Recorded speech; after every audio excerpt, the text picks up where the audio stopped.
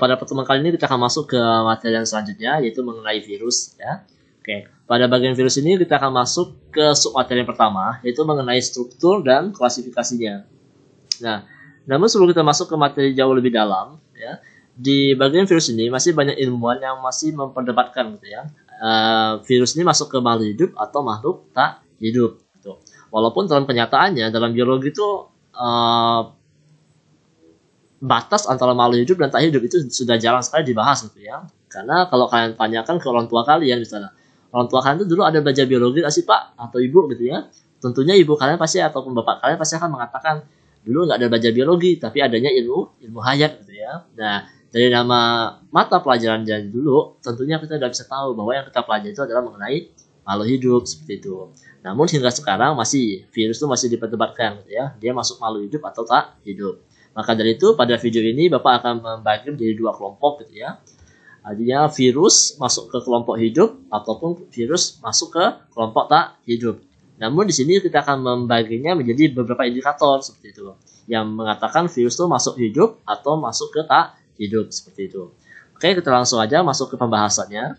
Nah, untuk indikator yang pertama yang mengatakan virus masuk ke hidup ataupun tak hidup itu adalah indikator sitoplasma. Artinya keberadaan sitoplasma pada tubuh si virus seperti itu. Oke, kita langsung lihat ke gambar di sebelahnya. Nah, untuk gambar sebelah ini ya itu merupakan gambar sel hewan. Nah, sel hewan ini merupakan contoh sel yang pertama kali diamati oleh ilmuwan ketika mikroskop ditemukan seperti itu ya. Nah, walaupun mikroskop yang ditemukan pada zaman dahulu tuh masih sederhana sekali, otomatis ketika ilmuwan tersebut menggunakan mikroskop untuk mengamati sel hewan, maka yang tampak pada lewat mikroskop tersebut hanya dua ya, kesimpulan dari dua. Artinya ada bagian gelap yang di tengah, itu bisa dikatakan sebagai inti sel ya, inti sel di sini. Nah, yang warna ungu ya kalau di gambar Bapak sini. Kemudian bagian teluarnya gitu ya. Nah, bagian teluarnya itu jelas namanya membran plasma ataupun membran sel.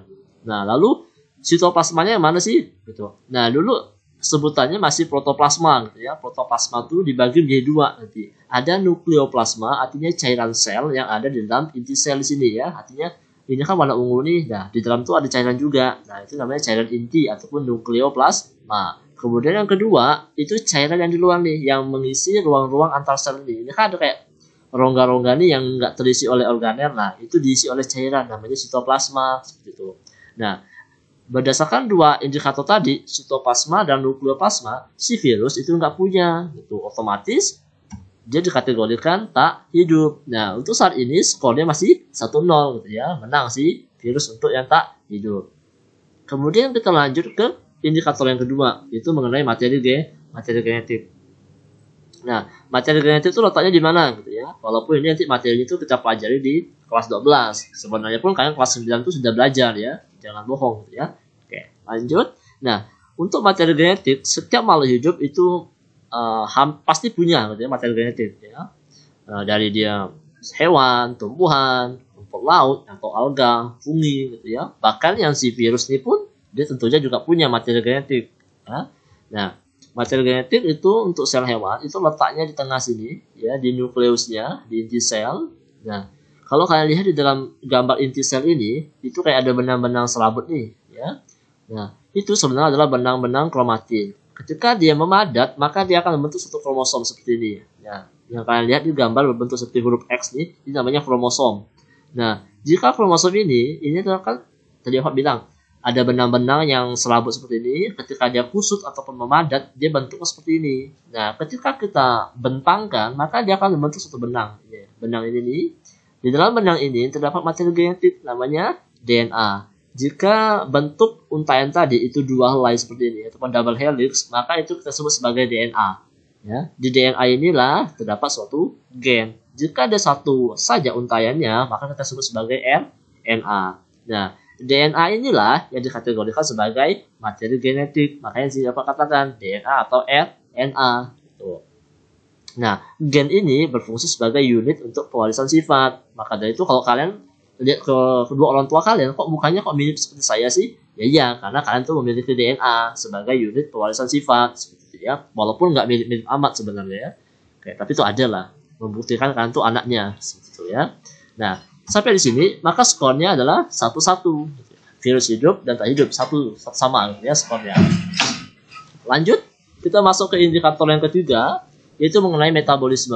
Nah, metabolisme itu si virus tidak melakukan metabolisme. Kok bisa sih Pak? Ya, karena dia tidak memiliki beberapa organel yang ada tampakkan sini. Yang dia punya hanya materi genetik, yaitu berupa DNA atau RNA. Dia nggak memiliki keduanya.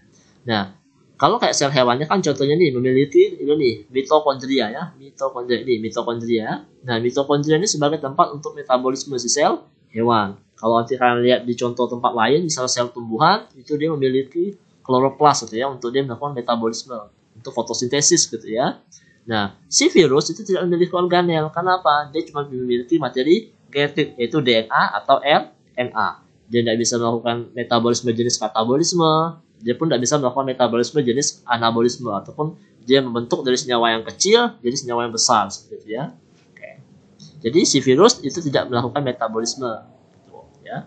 Jadi skornya di sini dia dikategorikan tak hidup, masih menang nih 2-1 gitu ya. Lanjut. Nah, di indikator yang keempat ini sedikit unik. Mengapa tadi kan Bapak katakan dia tidak bisa melakukan metabolisme, artinya dia tidak bisa menyusun protein ya. Di sini mana kita coba kita cari si ribosom. Nah, ribosom ini kan suatu organel yang berfungsi untuk membentuk suatu protein ya. Ada di ribosom bebas ataupun di ribosom yang di sini RL kasar. Nah, kalau tadi Bapak katakan dia tidak bisa metabolisme, kok dia punya protein sih Pak? Nah, itu adalah keunikan si virus tadi ya. Nah, si virus itu memiliki protein di bagian mananya? Di bagian kepala virus ini. Nah, itu dikategorikan dia masih menang di poin sini ya. Makanya di sini pada indikator protein Bapak checklist ini dia gitu.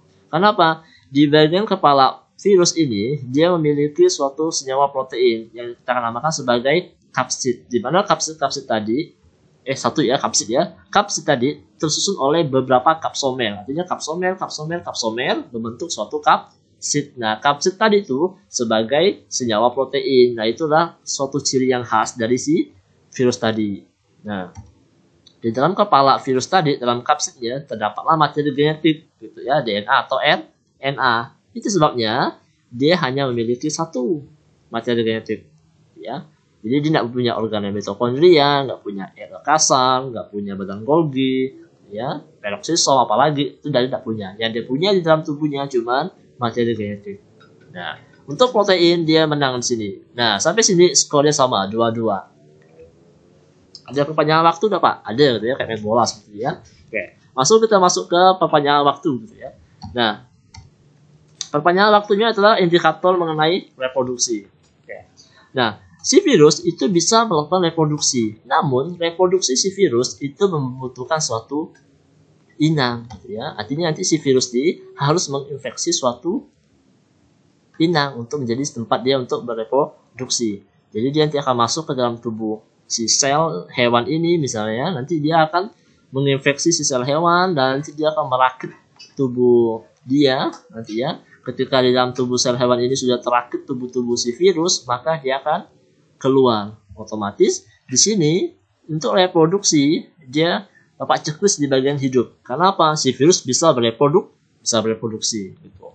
Namun ketika tadi kan si virus ini menginfeksi sel hewan, kemudian dia udah jadi tubuh si virus, kemudian dia akan menghancurkan sel hewannya, maka dia akan keluar kan si virusnya. Jadi dia virus yang baru seperti ini ya. Oke. Nah, dari situ dapat kita lihat atau kita simpulkan ya. Nah, si virus bisa bereproduksi, namun jika dalam kondisi saat dia sendiri, artinya tidak terdapat inang, sel hewan kah, sel tumbuhan kah, bakteri kah, nah dia nggak bisa bereproduksi. Itu disimpulkan si virus hanya bisa bereproduksi ketika dia memiliki suatu inang ataupun bahan yang digunakan untuk membentuk tubuh dia yang baru, untuk menciptakan virus-virus yang baru. Maka dari itu, untuk virus kategori tak hidup, Bapak juga centang di sini. Jadi skornya di sini adalah 1, 2, 3, tak hidup 1, 2, 3. Jadi imbang. Nah, hal inilah yang dikatakan sebagai virus masih menjadi perdebatan. Dia itu makhluk hidup kah atau makhluk tak hidup. Seperti itu. Oke.